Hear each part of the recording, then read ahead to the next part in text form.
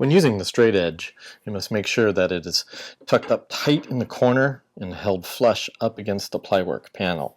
You want to make sure that it's nice and snug in there before you go make your cut.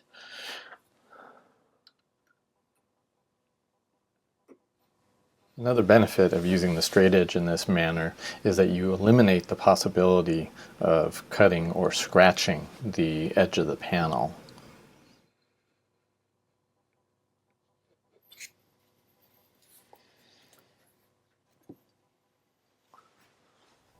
One thing you want to remember when you're trimming your print is to not rotate the print and panel assembly on the cutting board. You'll probably scratch your print. Just take your cutting mat and rotate the entire thing around till you can get easily to the next side that you need to trim.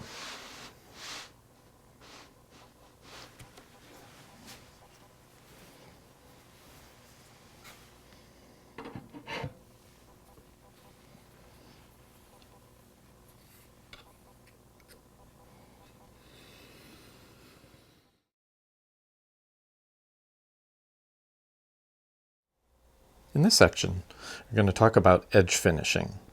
When you first mount the print to your panel and you have your bleed over here, then you go ahead with your X-Acto knife and cut that edge off. Well, what often happens is you're left with this little burr, this little edge of the paper after you trim the print, and there's ink on this little bit of burr. So if that burr gets bumped and the ink comes off, it doesn't look good. Also, when you sell this print to a client and they may possibly rub their finger along this edge, they'll feel that burr, and that's a little bit unprofessional. So in this next section, I'm going to show you how to do a little bit of edge finishing to get rid of this little burr right on here. There are a few things needed before you finish the edges of your print. I didn't mention this earlier, but all of my prints get 4 coats of this Premier Print Shield. It's a UV water-resistant lacquer that's designed for inkjet prints. That's important because at this point we're going to be touching the surface of the print a lot. And after we're done finishing the edges of the print, we're going to spray more of this on. The next thing you need, since you're going to be touching your prints, don't forget your Michael Jackson gloves. Those are important. The next thing, and this comes from drafting, and this is it's basically a sharpener for drafting, mechanical drafting pencils, and it's got many layers, you can't see them here because they're glued together, of sandpaper, and so when you use up one piece you just tear off another one, and it's on this little handle, and we're going to be using that to take off the burr that's on the edge of the print. And then last but not least, you want to use a very fine bristled brush. This is also a drafting brush. You can use any brush as long as the bristles are very soft. Also, you want to use this only for working on prints. And when you're not using it, keep it in a bag so you can keep it clean. It doesn't help if it's getting particles and all that kind of stuff in there. So let's finish the edge of this print. As I mentioned earlier, I use this Premier Print Shield to coat the print to help protect it. And I do that before I mount the print onto the panel. And it just gives you an extra bit of security that you won't damage the surface of the print as you're working on it.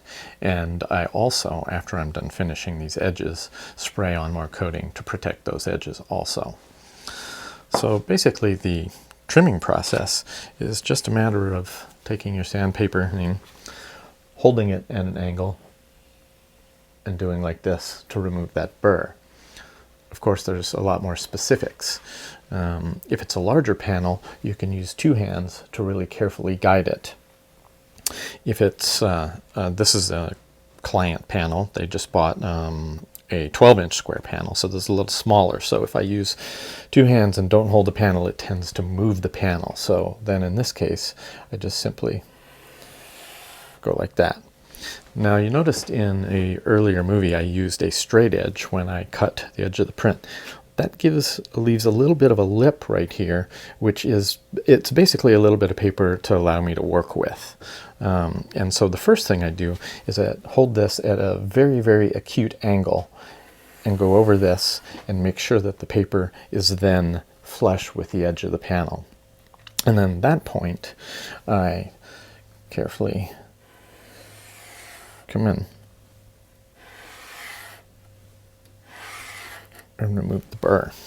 And every few strokes, make sure you wipe off the dust so you're not potentially scratching the print. If you hold this more like this, you will get a much, much smaller bevel, or a very thin line. If you hold it like this, you'll get a much wider bevel. That's an artistic choice. The key thing here is that you're consistent. In other words, that you always hold it at the same angle all the way down for all four sides. So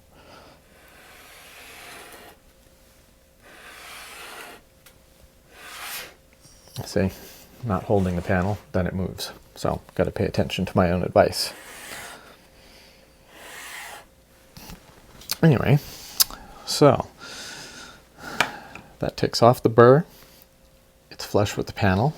I don't know if you can tell in the video, but I've already finished these two sides.